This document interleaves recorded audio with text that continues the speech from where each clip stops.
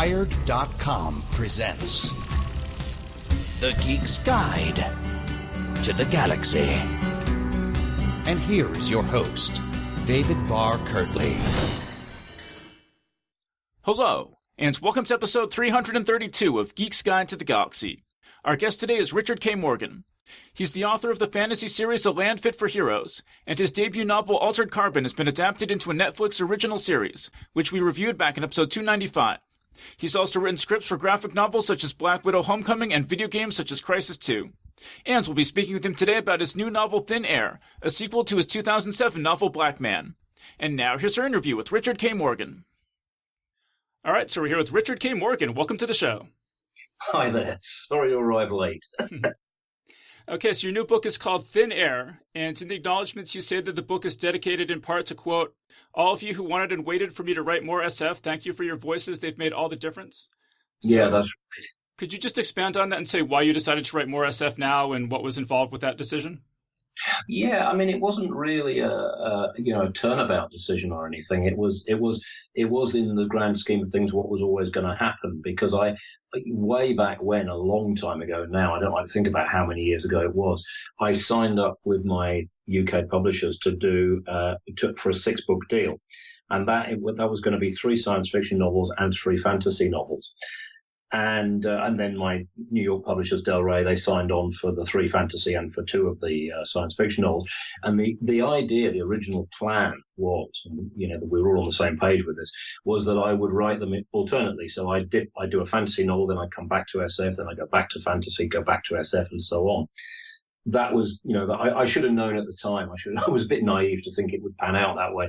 What happened was the first fantasy novel, The Still Remains, came out, and it got quite, it was quite a buzz about it. It was a little bit different. It was something a little unusual, and it made a bestseller list over here, hit the independent bestseller list, and was generally, that was well received. There was a lot of good buzz. So my editor turned around to me and said, "Oh, look, would you mind terribly just doing all 3 fantasy novels in a row?"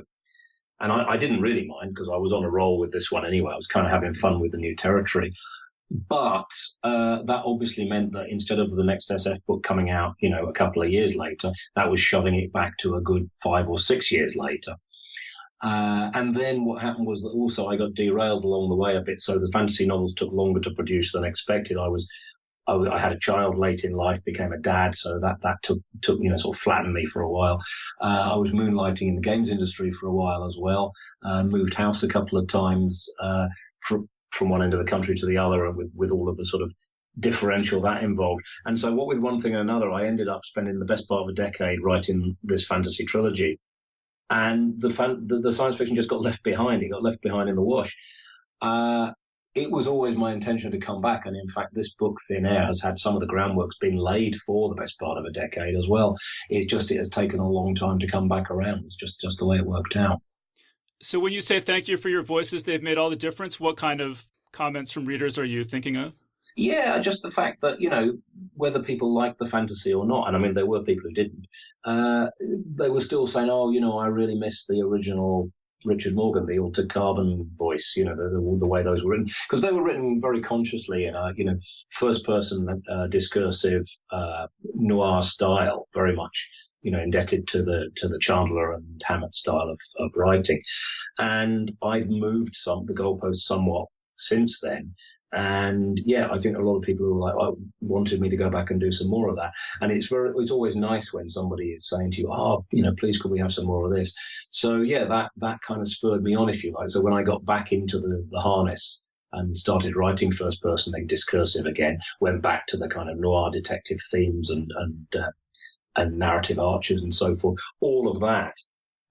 It was really nice to know that there was already a cohort out there sort of cheering me on, saying, yeah, come on, this is what we want, this is what we want.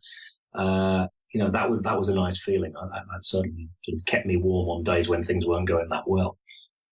Well, right. Speaking of that, actually, in the acknowledgments as well, you say, endless thanks as always to Virginia Cottinelli and Daniel Morgan Cottinelli for cohabitating with the creature in the attic while he flailed and raged and got this book down on the page. Yeah. So what was the flailing and raging? Oh, I'm just not a very sociable person when I'm writing. It's just one of those things. I tend to disappear into. I'm I got into this right, if you wind right back to when I started wanting to be a writer, I got into this because I wanted to write the books that no one else was writing for me. And so for me, it's all about actually inhabiting the space and living the fiction. And you can't do that and operate effectively in the real world at the same time. So you end up disconnected. You end up a little bit weird for people who are living in the real world. And yeah, it's always a bit of a trip. And ideally people should, I think it's not much fun being either married to or related to a writer when he's on the boil. So, so this book, Thin Air, did it involve just a standard amount of flailing and raging, or did it involve more than a standard amount of flailing and raging? Oh, about standard, I'd say, yeah. Yeah. So why don't you tell us about the book? It's set on Mars. You want to say why you wanted to set a book on Mars? Again, unfinished business, really. I wrote a book called Black Man back in 2007. Came out in the US under the title 13. And the universe that took place in, there was a colony on Mars, but the story took place on Earth, and the Mars colony was just part of the backdrop. It was part of the backstory of the protagonist, and it tied into a lot of the geopolitics of the world as we encounter it in that book. And it was always in my mind that because there were some flashback scenes on Mars, but very limited. And I was always aware of the fact that I'd sort of opened this can of worms and then just left it sitting there in the backdrop.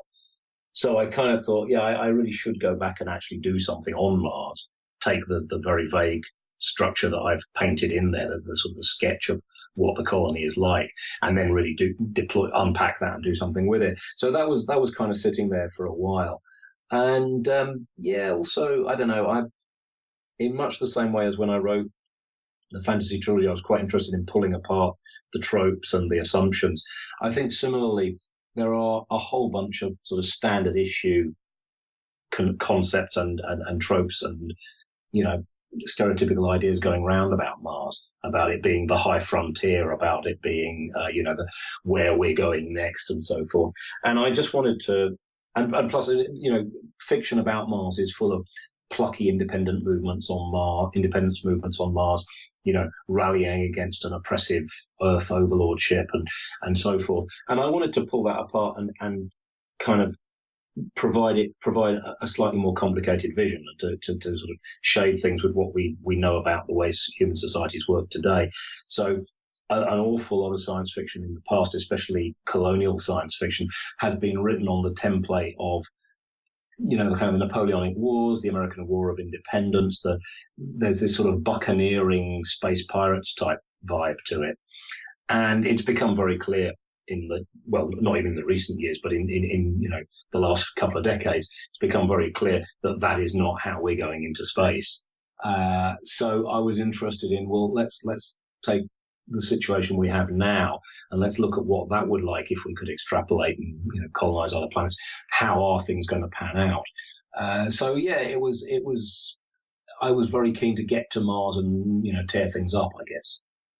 So when you say that you want to critique the idea that Mars is where we're going next, do you think that Mars is not where we're going next, or do you? No. I think we're going there, but I think the idea that it's going to be some sort of reprise of the American frontier, that this is where men will go and test themselves against the cutting edge of human progress and the sort of the expansion of the human sphere. I mean, that isn't what it's going to be like at all. As I think it was S.M. Stirling said, Mars is about 1 million times more hostile than the Gobi Desert. I don't see anyone volunteering to colonize the Gobi Desert. So what's the big deal with Mars? And I think there's an enormous amount of romanticism around the idea of a colony on Mars. And, romanticism is all right. I mean, it often acts as quite useful rocket fuel. But I think we've all grown up a bit, and I think we deserve a slightly more grown-up vision of what that might pan out like. Well, I mean, if you talk to somebody like Elon Musk, I think he would say that we need settlements on Mars and other, places outside Earth. However inhospitable they may be, because if something happens to the Earth, humanity needs to be a multiplanetary species to hedge against, a calamity. Yeah, sure. Yeah, sure. But that is, I mean, that he's talking, levels of technology and advance that are still a very long way away. We don't have the wherewithal to create self-sufficiency on Mars at this stage. And also, I think there's something slightly worrying about this. It's almost like we're taking the attitude of, hey, let's set up on Mars because then we won't have to worry too much about what happens back on Earth. As if, the billions of people actually living on Earth will then become disposable because, well, we've got these other humans on another planet, so we can kind of forget about this other one here. And I think, for a very considerable time to come, Earth really is all we're going to have in terms of a comfortable biosphere in which, we evolved as a species and we're comfortable as a species. And while I don't doubt that our space-going technology is going to come on by leaps and bounds, I think most of the stuff that we're going to do will probably end up being done automatically. I mean, our AI is also coming on by leaps and bounds. And you reach the point where you're asking the question, why are we going? What is the deal here? Why, rather than sit down and apply ourselves with the technology that we have, apply ourselves to solving the problems that we have here on Earth? Why is it that we're so set upon putting a flag on this other planet and going there and undergoing all these incredible hardships to scrape a living in these very, very limited environs, and kind of shake the dust of Earth off our feet? To me, it doesn't feel like a very grown-up vision. The vision should be, yeah, sure, let's go. Let's see what's out there. Let's see what we can make of that. But at the same time, we shouldn't be fouling our own nest. We should be concerned, for the foreseeable future, the home of the human race is on Earth. And that I think once a lot of minds and attention start turning away from that, it's bad news for Earth. I mean, it's bad news for Earth even the way things are at the moment. But the idea that we suddenly start thinking in terms of, oh, hey, well, we can always go to Mars instead. I think this is dangerous ground. I find it very worrying. And while I've got an immense amount of respect for what Musk has achieved in technological terms, I don't think he has a very grown-up view of how the world works and how human beings work. And I think we need, grayer heads, if you like. I think we need people who with a bit more thought and a bit more balance to their vision. Because otherwise, I say, yeah, we're going to sign ourselves up for a kind of rocket ship adventure that actually has no bottom, and that's not going to work. You can't ship all the billions of people who live on Earth off to another planet. That's just not feasible right now, and I don't see it being feasible for at least a century to come, possibly several centuries. So the settlement on Mars that you describe in Thin Air, do you see that as how you would expect things to develop, or is that driven more by the requirements of the plot for the kind of story that you wanted to tell? I think it's more than anything because I was interested. I mean, I'm come back to science fiction, and what I really wanted to do was have some fun with it and tell a good story and go back to that noir vibe and really sort of pick up on the pulse that the Kovacs books, for example, had. And so I wasn't too worried about getting it absolutely right. But it was like, okay, let's assume a couple of major leaps in useful technology that we could use in colonization.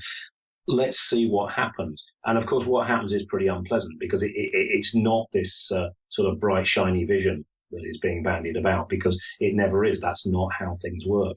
Just as the American frontier was no picnic, if we go to Mars, especially if we go to Mars in the Newt Gingrich mold of, hey, let's set up private property on Mars, let's parcel the land out and hand it out to developers and do all of these things in much the same way as the American frontier was taken over.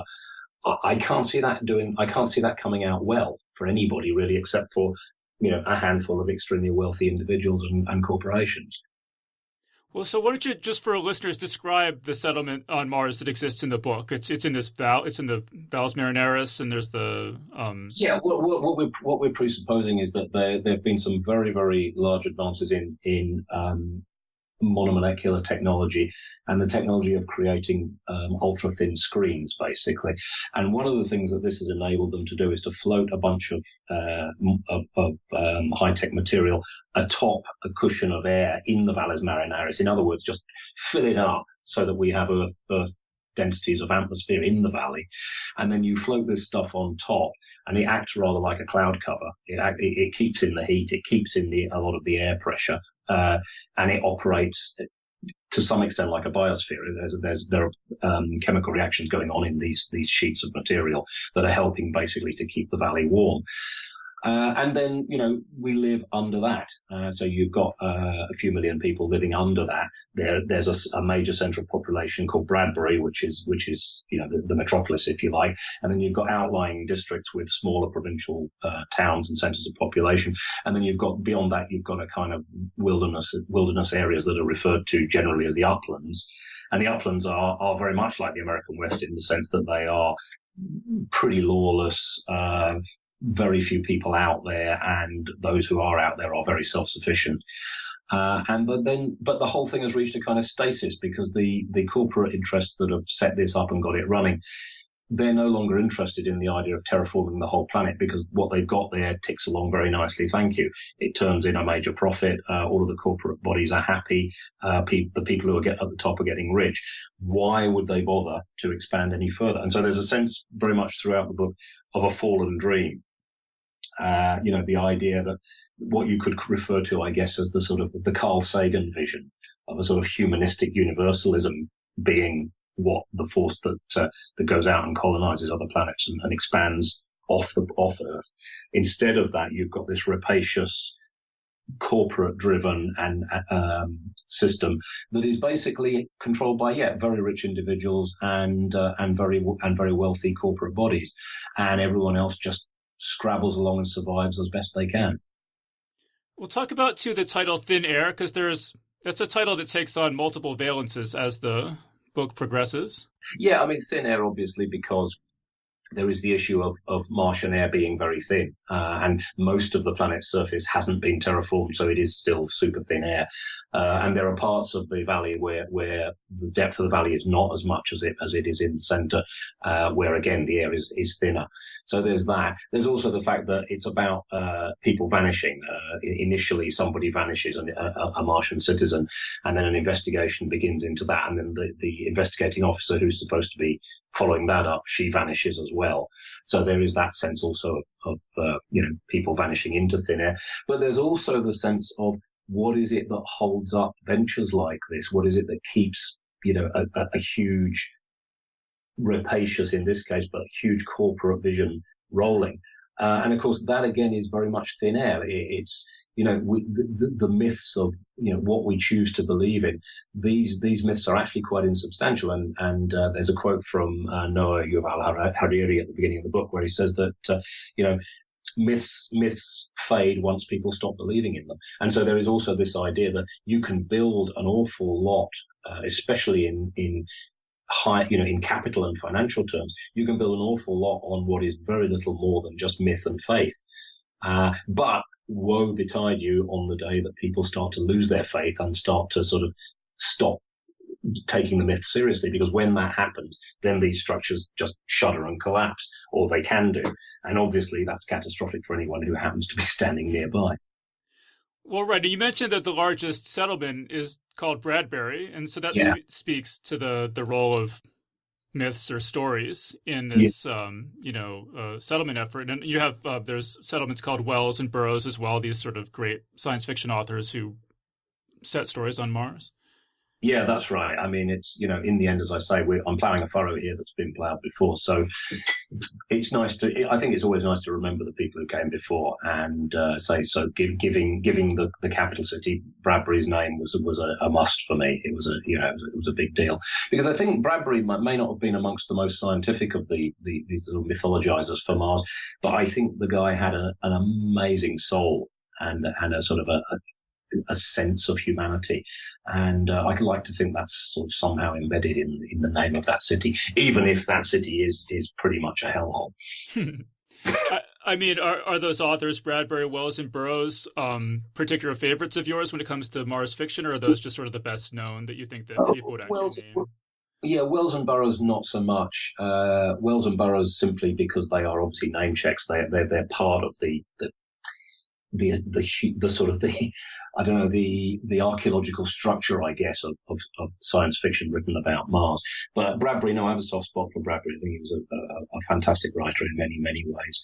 And so, yeah, the Altered Carbon books, again, the settlement on Mars there is also called Bradbury. It doesn't get much mention because we never go to Mars in those books, but there is the mention that there is a city there called Bradbury. So it's a sort of ongoing homage on my part. Well, right. And there are a lot of other names in the book mentioned that really give the reader a sense of the culture of this place, or maybe the lack of culture. But you have like Hayek Boulevard, Adam Smith County, Rand Junction, a lot of sort of free market libertarian influence. Yeah. I mean, again, one of the things that frightens me about the sort of the Musk, I don't want to blame Musk for everything, but he is emblematic, I think, of the dynamic, is this idea of, men of vision planting their flag. And Newt Gingrich especially has been deeply involved in this idea that, talking about the logistics of private property on Mars. And I imagine Carl Sagan, sort of listening to him and kind of wrinkling his nose as he listens. Because it's like, man, we're talking about the human species taking its first steps out into space. And what are you about? You want to lock it all down and sell it off as parcels of land. It's, there's something pretty pearls before swine about that whole thing. So yeah, I don't have any faith. Don't get me wrong. I mean, I'm very much a convinced capitalist in the sense that I think capitalism is an engine, and it's by far the least worst of all the systems of economic systems that we've had a go at over human history. So it's here to stay, and I don't really have a problem with that. But what I do have a problem with is the sort of the lunatic end of that, the Chicago School idiocy that takes the market and rather than seeing it as a useful mechanism, worships it as a god. Everything must be sacrificed to the market. And I don't know who it is who said it. It's a well-known quote, but it's not actually clear who said it. I think it was Václav Havel who said it, that the market makes a fine servant, but a pretty dubious master and an absolutely dreadful god. And, that's very much where I come off as well. I think, market mechanisms, like any other force that we harness, very useful indeed. But they have to be applied with a modicum of intelligence and humanity. And what we're seeing at the moment is the exact opposite of that. We're seeing all of the chains coming off, all of the potential protections coming off. It's like somebody basically building a very fast car and saying, hell, we don't need seatbelts or brakes or crumple zones or airbags or any of that shit, because, hey, no, it's the internal combustion engine, man. That's what's driving everything. Don't get in its way. It's nuts. Fire is a useful thing, but we still control it. I don't see why the market we have this weird kind of liberationism built around it, the idea that the market should just be unleashed and anyone who happens to get crushed, well, tough shit, that's the way it works. And I find that extremely worrying, and especially the idea that this is the thing that we want to take out into space with us and transplant onto other worlds and other, fresh starts, if you like. I find it worrying how, I don't know what the word is, naive people seem to be.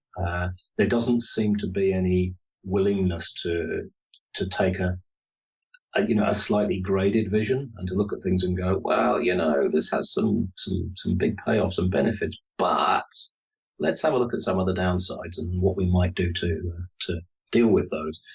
It's a kind of purity politics, and I find that very scary. It's funny you mentioned Newt Gingrich. I mean, in the book, there's a location called Gingrich Field, which features very prominently in the book. Yeah. You were talking about his ideas for privatizing Mars. I'm not too familiar with that. I mean, I do know that he's a big science fiction fan, and I know he wrote a book called Window of Opportunity with David Drake, sort of laying out his vision for the future. Is that what you're referring to, or are there other things? No, I haven't read that. No, but I read quite a lot about the various, initiatives that there are as far as this idea of colonies on Mars is concerned. And yeah, he features very widely. He's been in a lot of working groups and so forth. And clearly what he sees is, a transplant, a kind of a taking a culture of the most rapacious of Republican right, unfettered capitalism, in America, taking that and kind of transplanting it out there and just culturing it and let's see if it grows. To try. I think it's a kind of cultural imperialism in the sense that it's like, right, we're going to other planets. That will happen because obviously we're developing the technology to be able to do this. So I'm going to make damn sure that this cultural outlook is what gets there. That's the thing that lands. And I say I'm just staggered by the lack of vision that demonstrates. The idea that this extremely narrow concept of how human systems and human societies work should be the thing that is our initial footprint on a new planet. Well, I mean, in the book, there's a movement called the Saccharinites, which are described as either tech socialism or tech mutualism. Is that, do you think, more the model that you would endorse for settling? Oh, no, I wouldn't endorse those guys either. I'm a fucking malcontent.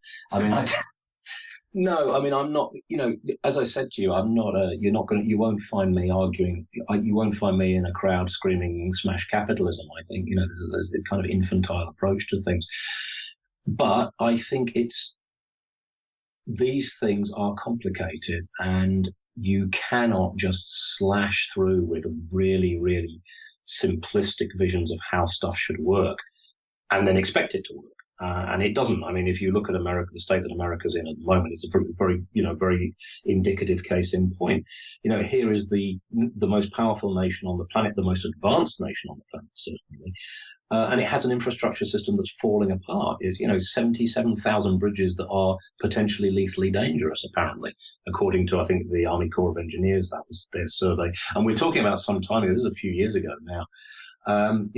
America, I think America hasn't built a major power station in I don't know how many decades. In a sense, there is, for all the talk of dynamism, that dynamism is going on in the financial services industry. And in terms of actual dynamism, in terms of, infrastructure, in terms of building roads, railways, perhaps, again, Musk's hyperlink, stuff like this. I get nothing against cutting edge technology in the service of a better world.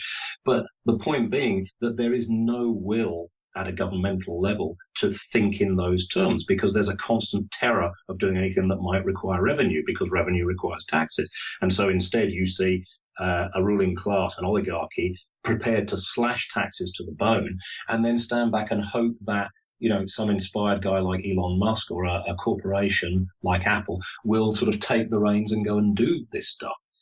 And I do find that very, very worrying, because there's something missing there. There is a sense of mission missing, a sense that, there is all this amazing tech becoming available, and the state of technological advance is accelerating all the time. But where are the governmental initiatives to help with this? Where is the sense that governments like the United States, like my own, like the British government, that we are astride this, that we are riding this technology into the future, rather than just trying to, scrape it and asset strip it and feed the cash back to our mates, because that seems to be what's happening at the moment. What do you make of this way that in the past year or two, Elon Musk has had both this just stunning technical success, but has also been very beleaguered as a public personality?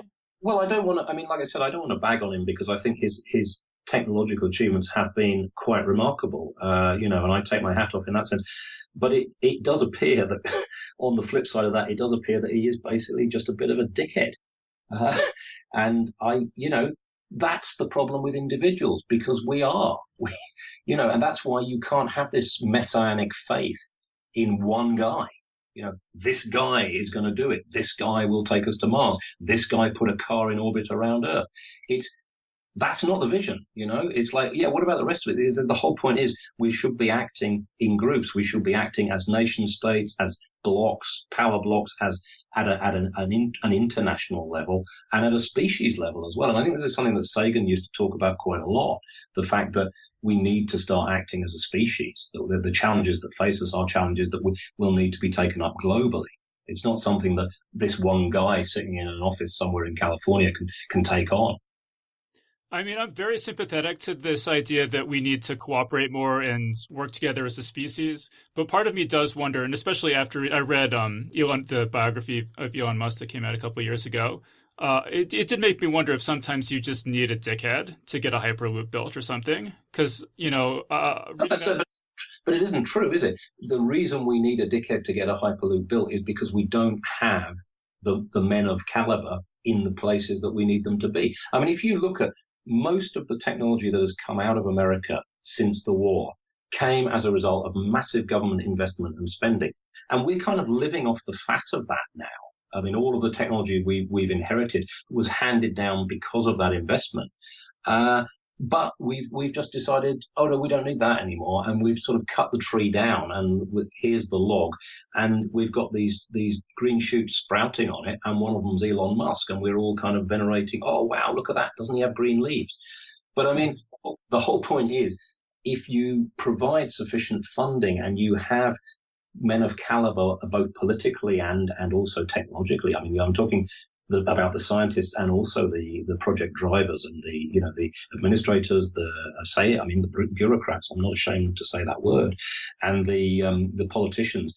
You need men of caliber in all of those posts to drive these things forward. And we don't. That's what has happened is we have totally abandoned that sense of vision. And I find it deeply, deeply distressing that we've lost faith in our ability to act in large groups, to act in coordinated blocks, to get things done at a state level. Well, let me ask you about something else that I suspect you may find distressing, which is the media. So in the book it says, it was the Valley's media cocktail specialty, lazy-ass journalism stripped down to sound bites and sanitized straws, just enough to scratch the viewing public's itch for input. Raw spectacle shoved in the blender, shorn of all useful context or depth, then spattered across the audience's collective face like an endless series of cum shots. Yep. That's very vivid.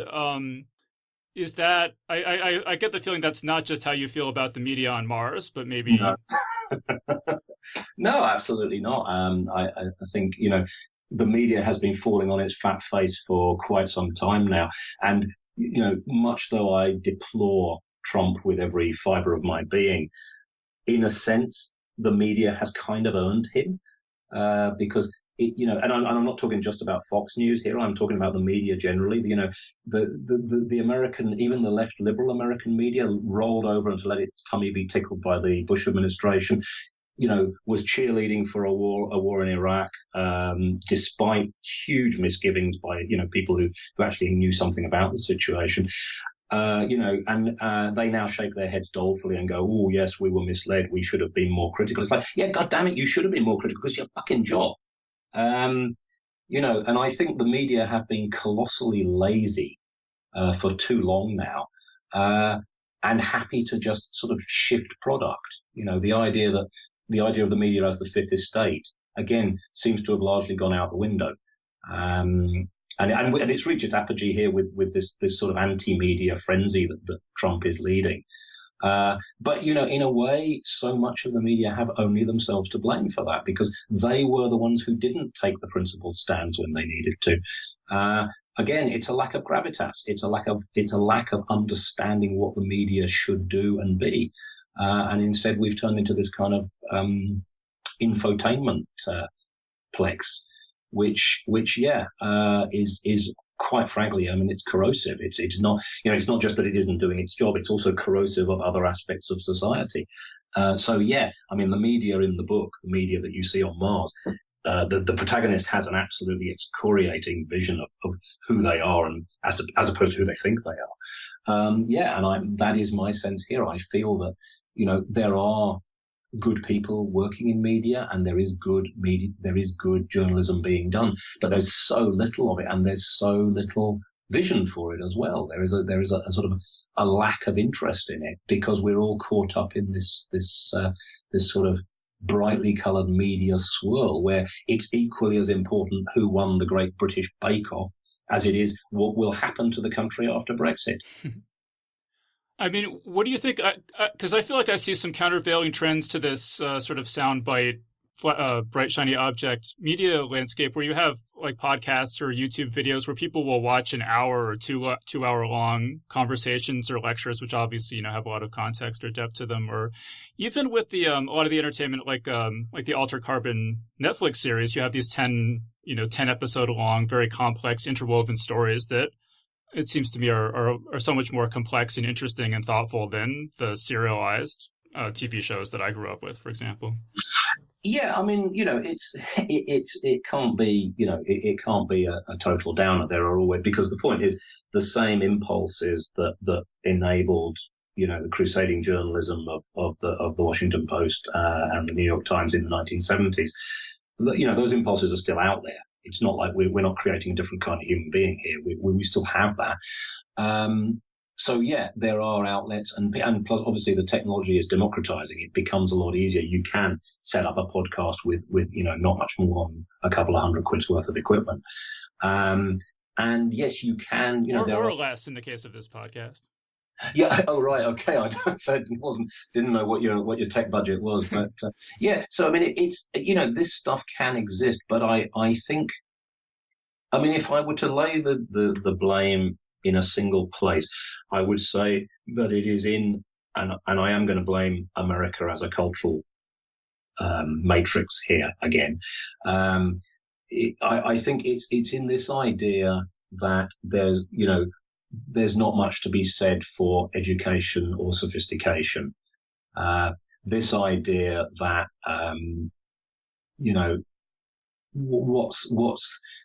there's nothing wrong with being picture ignorant. You don't need to know anything more than you need to run a farm somewhere in Ohio. That has been, that's been an outlook that has been massaged over the last several decades. In the United States. It's been massaged similarly in the United Kingdom as well, albeit it's a little bit different, the angle of approach. But recently, over the last 2 years since the Brexit vote, we have heard countless politicians standing up and saying things like, I think the British people have had enough of experts. It's like, yeah, really? I don't know. Next time I go to a doctor, I want a qualified doctor. I'm not going to ask my mate down the road. But there is this, and it's funny because I do think that it's in some ways it does seem to be culturally Anglo-Saxon specific, because it does seem to be the United States and Britain seem to do this very well. I go elsewhere in Europe and I don't find this kind of denigration of learning, this idea that by definition, if you're smart, there's something wrong or weird about you. And similarly, I noticed, I myself noticed over the years, the way that documentaries cease to be presented by, educated scientists, like DeGrasse Tyson or Sagan or any of these guys, David Attenborough, any of these guys. And instead you have a bunch of sort of zany personality types. And the general thrust of this has seemed to be, we mustn't put anyone in front of the audience who they may feel threatened by because they're smarter than they are. We mustn't have anyone who makes them feel inadequate. We mustn't have anyone who will make it seem like this learning might not be gosh wow fun. And I say that has been a notable decay that I've seen certainly in the programming on this side of the Atlantic as well. This sort of terror of sophistication, the terror of anybody telling you something who is clearly a specialist who knows their field. So if we're watching a documentary, we don't want to go, oh wow, I don't know anything about this. We've got to be made to feel smart. We've got to be made to feel, every time we have a commercial break, we have to start again from the beginning in case anybody missed something. I don't know if you've noticed that dynamic as well. The first 10 minutes after the commercial break are spent recapping everything that happened in the previous segment. It is this sort of this feeling that we must dumb down because otherwise we'll lose the audience. And I think that's the root of it, because if you do that for long enough, you end up with a general populace who are susceptible to stupid messages and don't really want to listen to anything that is complex and intelligent. And then you get leaders like Trump, and you get decisions like Brexit. And we have done a very poor job of proofing ourselves against that tendency. Let me ask you before we run out of time. There's a very large South American cultural influence on Mars in your book, and I was wondering if you could just talk about where that idea came from. Yeah, sure. I mean, it goes back to the book from 2007, Black Man 13, where I posited that one of the things they would be doing, they'd be sending Andeans, Andean Native Americans to Mars, because one of the things, obviously, if you've got a very, very thin atmosphere, then guys who are used to living at altitude are going to be genetically predisposed to cope with that better. So in that, the Mars prep camps in Black Man in 13 are built. I mean, the Western world has built its Mars prep camps in the Andes because you get the altitude there, and also as something of the sort of bleak environment that these people will be going to. So the idea is that you've had several generations of grunt labor coming from places like Peru and Bolivia, and they've brought their culture with them. So that's one of the baseline cultures that operates on Mars. So a lot of the mythology, for example, a lot of the religion is drawn from those people because they were the people who were there first, and they're the ones who have built the colony, as it were, from the ground up. They're the sort of grunt labor force. And in this one, there's also the idea that we've got there's a sizable contingent of Himalayans as well, so Tibetans and Nepalese also showing up. So you see an element of that as well. But the mythology I established the mythology back in 2007 with 13, and there I was using the Andean peoples as the first settlers. So now I'm having to sort of bring the Himalayans in with the idea that they came at a later stage, but we kind of layer a little bit of their mythology and culture into it as well. So that's the idea, yeah. Because I think one of the things about when you're creating a world like that is you want it to have a very messy texture. It's got to be lots and lots of people from various places, and clearly what they'll be importing won't be something that's clearly recognizable from Earth. So there is, I mean, the religions that are on Mars in this book, they're sort of recognizable. I mean, you can read them, and you sort of, if you've read enough a little bit of comparative religion, you'll sort of understand what you're looking at here. But at the same time, it's very clearly not the religions that we have kicking around at the moment. They have evolved, they've moved on, and personages have shifted around and been given different names, and the mythology has changed somewhat. Well, so like in terms of these figures like Pachamama, the Pistaco, and Inti and Supe, just sort of how did you research those? Or well, I love mythology, and so I've always done a lot of reading about it just for fun, basically. And those were figures that cropped up at the time when I was doing the reading in and around the sort of the Andean cultures and the gods and mythologies that they have. And so, I took them, I mixed and matched them a little bit with existent Christianity and a few other little bits and pieces, and just sort of rolled them up and threw them into the mess and let it go, to roll it and see where it falls, basically. And they obviously, I mean, religion is quite a powerful social wellspring, so it gives you a lot of metaphorical power. So the characters can use that bedrock of mythology to express themselves in metaphorical fashions, and that's how you let it seep into the narrative. I mean, could you give an example of how those myths have changed as a result of being transplanted to Mars in your book? Well, yeah, I mean, one of the case in point there is the fact that Vale, the protagonist, he is only very vaguely familiar with Christian myths. He's got this.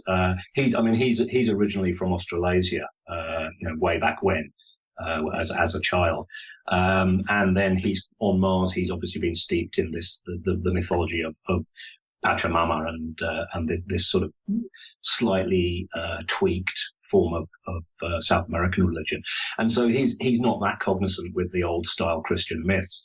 And at one point, he's talking about Pachamama's favored son, who's obviously supposed to be Jesus, and how he dies, and he's not very clear on how he died. And when someone else puts him right, because it's someone who obviously he's a guy who's Armenian and he has more of a direct tradition back to it.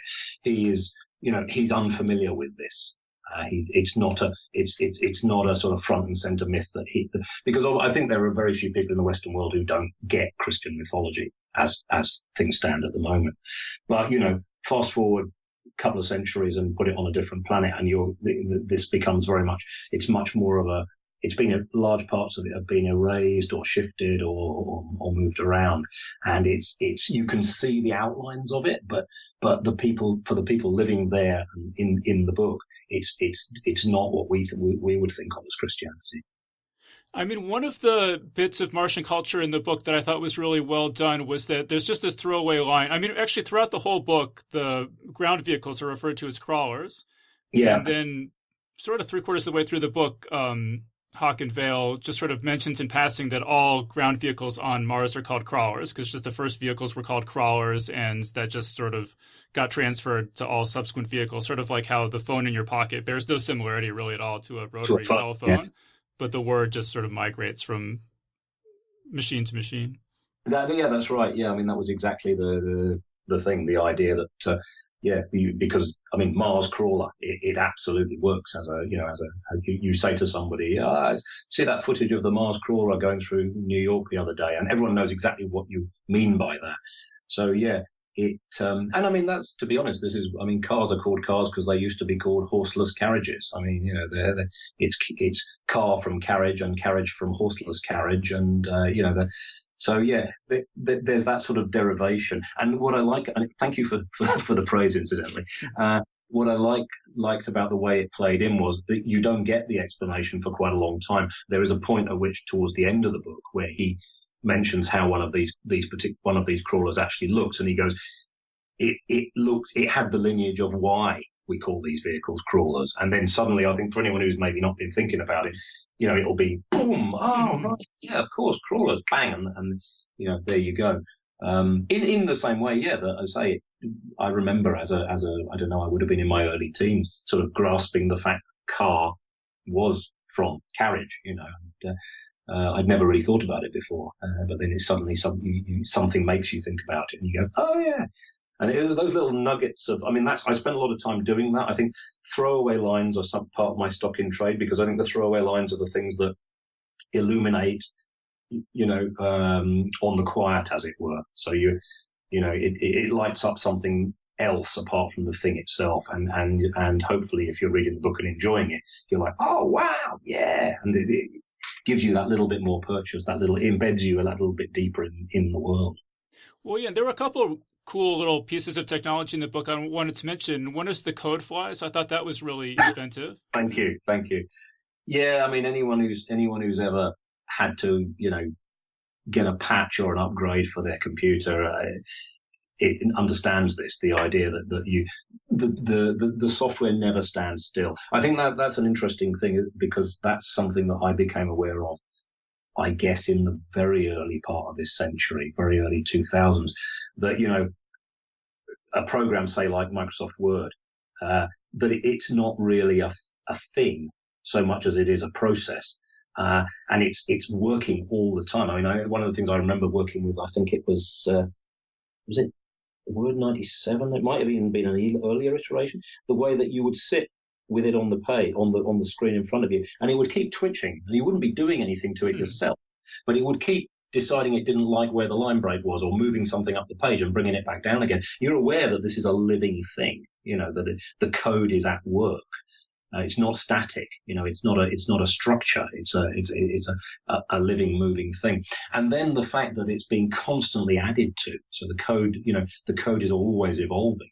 It's always being given these little patches. And I was just thinking, what's going to happen when genetic engineering works like that? So you never get the gene patch that fixes whatever it is, X this thing, because there'll always be something better. So, they fix you for cancer, say, but then, later on they come along with something else and you say, this is the new patch for this. So it doesn't just fix it. It also actually forces the cells to do this thing, which is really cool, because then you can't even get cancer in those cells ever again. And the idea that there will be this sort of continuing evolution of biotech. But somehow you've got to get it into people. So in the same way as you've got to somehow transfer out the upgrades, similarly with the biotech, you've got these little post-organic mosquitoes flying around, and they carry the code activators, and they sting you, sting you actually, proboscis. They pump that shit into you, and then it goes to work within the gene tech that's already in there. it picks up the new code and goes, all right, okay, start rewriting, guys, and blah, blah, blah, blah, blah. And over time, yeah, your lungs get more efficient, or your skin hardens up a little bit better, or retains moisture that much better. And this is going on all the time, and it's annoying because, I mean, talk to me about Adobe upgrades. I remember someone once saying to me that soon the Adobe upgrades are going to come so fast that they will come faster than the time it takes you to load the new upgrade. And so some truth in that. So in the same way that you're constantly, you get bitten a couple of times a day because there's a code fly out there with some new little piece of gene code that you haven't yet got and that you need to have. And it sends you out and zooms in and stings you. And of course, the problem for Vale is because he's a hibernoid and he's asleep very often he goes down for 4 months of hibernation every year. When he wakes up, he's missed so many upgrades that the code flies are on him like a cloud. Sting, sting, sting, sting, sting, sting, sting, sting, sting. Which puts him in a phenomenally bad mood at the start of the book, which is obviously very useful for my purposes. I mean, one of these Saccharinite characters in the book expresses the view that the sort of inexorable logic of late-stage capitalism is that the workers will eventually be genetically engineered to not cause trouble for their corporate masters. Is that something that you are worried about? Yeah, I am. I think it's obviously a matter for some concern. I mean, one of the things that we see in late-stage capitalism generally, and I mean, as I've said before, I don't speak as a sort of implacable enemy of capitalism. I think it's a very useful engine. But one of the features we see in late stage capitalism is the way that corporations move from being providers and they move into the area of rent seeking, where what they're actually interested in is hegemony and influence. And we've seen very little resistance to that from the quarters that should be, the governmental quarters that should be resisting it. In fact, if anything, the corporate bodies seem to be getting all the encouragement they need to just take over in these areas. And obviously, the ultimate extension of that will be, well, let's start tweaking people. People won't buy our products because the product isn't the right product. Instead of changing our products, let's just tweak the people so that they will buy them. There's an inexorable logic to that. Once you depart from the idea of a corporation as a useful function of society providing something, and you give it, as has happened in America, you give it the rights of an individual. You basically call it an entity and give it rights in the same way that individual citizens have rights. And then you allow that the purpose of this entity is profit maximization. And without any kind of moral dimension, and that is not just allowed but lauded, then obviously, I say, the implication is that these corporations will cease to function as useful cogs in the social machine, and they will start to see themselves as exactly what we've allowed them to become, which is independent entities with self-interest at their core, and that's the bottom line, basically. And initially, that becomes things like manipulating people in ways that we don't find legally acceptable. It becomes, rent-seeking within the corridors of power and trying to ensure that the legislation that's passed is beneficial for the corporations. Ultimately, as genetic science moves on and it becomes feasible to modify people in the ways we've discussed, then, that will be the next stage. And I say, how much easier to modify the customer so that they want your product rather than trying to get your product right so that the customer will want it. It makes all kind of sense if you are, an empowered corporate body that has the rights of a citizen and actually is purely self-interested. Yeah, well, that's pretty depressing. And so actually, we're pretty much out of time, so maybe I'll give you my last question here, which is also sort of a depressing question. But there's this thing in the book where the main character is mortally wounded, and there's this sort of AI assistant in his head that's talking to him, and it runs through its program of what all the, it can comfort him, or it can pretend to be a deity, or it can sing lullabies to him and stuff. And so that just made me curious, if you were mortally wounded yourself, would you want an AI there talking to you, comforting you, or would you just assume be left alone? Well, I mean, I think in an ideal world, you'd want a loved one with you. You'd want another human being there to hold your hand. I mean, it's a truism: we all die alone. Hopefully, these days, with increasing numbers of us dying, in bed rather than violently and unexpectedly, you hope that you will go peacefully and surrounded by those that love you. And so to that extent, I mean, dying is something you don't get a choice. You have to do it on your own, but at least you've got people around you maybe to ease that. But given that maybe I might not have access to that, then sure, I'll take an AI. I mean, especially if the point about Riz in the novel Osiris is that she's been designed. Well, I say she, it's a machine. She, it's Vale who's given it this female persona, this female voice, but it's been designed to live in his head and basically provide a lot of the functions of a loved one. And to one of those has been to ensure that he's never really fully alone. There might be something to that. I mean, it did occur to me that one of the useful things, if you look at the way AI is going, especially interlocutive AI, where we've now got these algorithms that can not quite fool people that they're talking to a person, but they can basically carry on a conversation as if they were a person by using certain verbal cues. So one of the things that did occur to me looking at that was, we seem able to draw the comfort of friendship and conviviality from interacting with these machines, even though we're aware, in some cases, test subjects are aware that it's a machine they're interacting with, but still they respond in the way that our own genetic program has set us up to respond. And it occurs to me that one very obvious thing that algorithms and AI would be good at is it's comforting the dying, because you could be there. It doesn't have to be a deeply implanted version as it is in the book. I mean, with the simple use of a bone phone or some kind of induction system, so that you can hear the voice even though you're going under, as it were. It should be possible to provide companionship in someone's last hours, and I think that might be a good thing, to be honest. It's ethically a little shaky when you start saying, well, we can get AI that will pretend to be a deity so that you'll feel better about the fact you're dying. That gets into all sorts of very interesting ethical and moral territory. But in terms of just having someone there, a voice in your head that is talking you through it and stroking your hand, basically keeping you company, I think that would be a good thing. I think it'd be nice if technology meant that we didn't have to die alone, even if we were functionally alone at the time of our death. I'd say in an ideal world, I'd want another human being, someone I cared about. But failing that, I'd settle for the AI. Yeah. Yeah, well, hopefully somebody listening to this is working on that, or some scientist is. I'm sure they are. Although definitely we hope that you don't get mortally wounded anytime soon. Because, try to avoid it. But I think we'll have to wrap things up there. So we've been speaking with Richard K. Morgan about his new novel, Thin Air. So, Richard, thank you so much for joining us. It's been a real pleasure. Thanks for having me on, David. And that was our interview. So big thanks again to Richard K. Morgan for joining us on the show. And remember that Geek's Guide to the Galaxy is made possible thanks to support from listeners like you. So if you enjoyed the show and want it to continue, please sign up to give us $1 or $2 per episode over at patreon.com/geeks.